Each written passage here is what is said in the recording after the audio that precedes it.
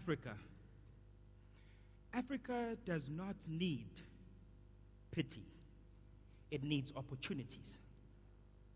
Africa does not need the world to feel sorry for it. It needs the world to give us opportunities. At some point, growing up as a young boy, I've had the privilege of actually growing in a semi or disadvantaged background. Why do I say that? In the small town which I grew up in, it's situated just in the north of Durban, called KwaDukuza. In this small town, the word excellence was taboo. What do I mean when I say it was taboo? Nobody mentioned it, not in the school, not in the community, not even in my own family. Excellence. What is excellence? Growing up, excellence, I was told that it was this esoterical thing that only a few amongst us in the communities can only achieve it. One begs to ask themselves, what is excellence? Excellence is in us, Africans. Before the skyscrapers were raised up in Dubai, before the White House of the United States, before we marveled and admired the great inventions that the West and the Asians invented, the African child created what you call the pyramids of Egypt without any form of machine technology. The question is, how did they do this? Excellence. We were born and we were bred from people who had excellence. What do I mean by this? Before we celebrated Jeff Bezos of Amazon as the most valuable person living alive today, there was a man by the name of King Musa Mensa, the first of Mali, the richest man to ever live, even till to date. Excellence. Excellence is in our DNA as Africans. Growing up, going to school, I got to understand that we saw excellence as getting the best marks amongst the learners. We saw excellence as one of those things that only a few could get. Today I've got a different narrative, and I want to spark an idea and remind you that African child, before we did it, and we can do it again. Right about 2 years ago, I published a book titled Think Excellence.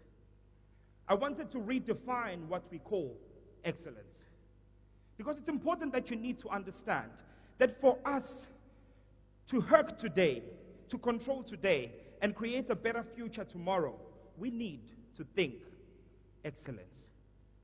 Now, one would beg to ask, what is excellence? The great ancient philosopher Aristotle defined excellence as a habit. He said, excellence is what we continuously do. Therefore, it is a habit. Jay-Z then came on a little bit later, one of the most valuable hip-hop artists. He says excellence is being able to beat your best. When I published my book, I called it Think Excellence, the redefinition of excellence. So for us as African, if we're going to work tomorrow, if we're going to be better tomorrow, if we're going to control the world tomorrow, it begins here in the mind. If we can think it, then we can become it. Let's reverse back to time and remind ourselves that we have always been in the forefront of innovation. Excellence. In this book, I made it mine, and I made it for you to understand as well as an African child, that if you're going to define excellence or if you're going to achieve a great success, you need to first define excellence to you. So I redefined excellence. I said, if they say Jeff Bezos is excellence, then for me as an African child, coming from KwaDukuza, a rural area or semi-rural area now, I understood excellence as Umamu Dube, who was my neighbor, who was able to take her 5 kids to school from primary, secondary, and university, using money she got from going to the streets and being a vendor selling fruits and vegetables. Economically, if you try to understand that, and financially, it may not make sense, but it's excellence because she was able to do it. What is excellence to you? If a father who is a security guard wakes up each and every day and is able to take his kids all through school, that for me is excellence. So it begs the thought of maybe we as Africans have forgotten that we are excellent. And our thinking has gone to average. But I don't blame you.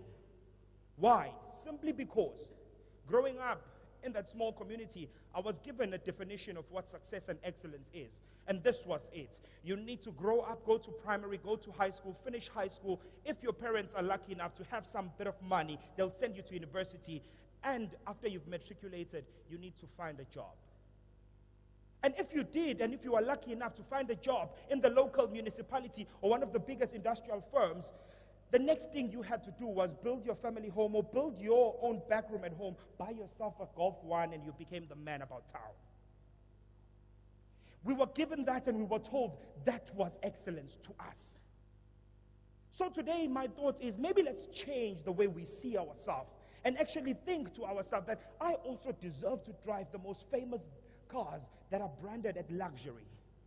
I also deserve to actually go into that mansion simply because I'm willing to work and think excellence.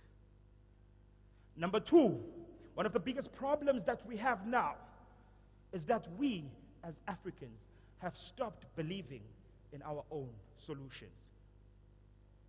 We are quick to look to the West, we are quick to look to the North, even to the Asian side, to give us solutions to problems that we have.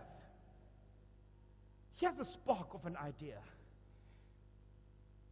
Majority of you here have something special that is within you, but for some reason you've stopped believing in it. I want to end with a thought. Growing up in the small town of KwaDukuza, I was the only grandson at home. My father had gone out far to try and get job opportunities. So in the house, it was just my grandmother, my grandfather, and my 2 aunties. I was the only boy, my grandfather being old. My mother used to work. She used to sell pies for a living to help me get through school. She'd come back late in the evening. Where we stayed, it was very dangerous. As you know, some of the townships in South Africa, the crime rate is for real. So I experienced this at first hand. My mother would come back in the evening, late sometimes at night from selling pies, and she had to get someone to go and wait for her at the bus stop. My grandfather couldn't do it, so I had to man up. Young boy, I had to man up. Now in the bus stop where she jumped off, there was a huge tree. Under that tree, it was very dark. The taxi would leave her at about an eye's length distance. I could see her standing from the tree as she jumped off from the taxi. In that space, there was a street light. But as you walked towards the tree, it was very dark. And in the community, everybody knew that people were being mugged, people were being stabbed, one of them had lost their lives in that tree. I had to man up as a young boy. I decided that I was going to go and wait for my mother. I was scared. I didn't know what to do, but I had to man up. My grandfather was too old. The whole community knew that people were dying in that place. So I decided one day to take my grandfather's long coat. I wore it, and I took what you call a nopgear. I went there. Short as I was, the coat could touch the floor. As I was walking, it would be like I'm the Undertaker. And the people would be really scared. So I walked up, I stood right there where everybody would think you wouldn't stand. Mind will tell you go wait by the light, but I decided to stand in the dark. So even the robbers, when they came, they saw a short man with a long coat. They didn't understand what was going on. In isiZulu, they'd say, "Tigolo shelo." So I stood there, and then I'll tell you this. As scared as I was, I stood there until I finished my matric. Not one day was my mother mugged. Yes, there were days where she shouted at me, "You go home, you're not supposed to be here, because what if they come there?" Like, honestly, if the robbers did come, they were probably going to give me a slap and I was going to cry. But here's the thing. The whole community knew that there was robbers. The whole community knew that I could possibly get mugged or get killed myself. But here's the thing. For some reason, I believed I could save her. I believed I could save her. So as Africans today, if we could go back to believing that our excellence is valid, our ideas are valid, our solutions are valid, and begin to reverse and think excellence again. People like Jeff Bezos believe in excellence. But more so, Africans believe in excellence. We just witnessed the Springboks displaying a huge excellence in the field. My question to you today is, do you think excellence?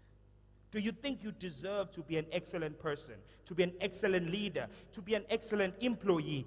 Do you believe that you are excellent? If you don't think excellence, you become average. And in life, there's only three people. There are people who are average, there are people who are good, and there are people who are excellent. You need to choose where do you fall. The people who are average focus on just getting the job done. The people who are good focus on making the boss happy. The people who are excellent change the narrative and control what happens next. My question is, are you going to think excellence so that your future becomes excellent? Thank you.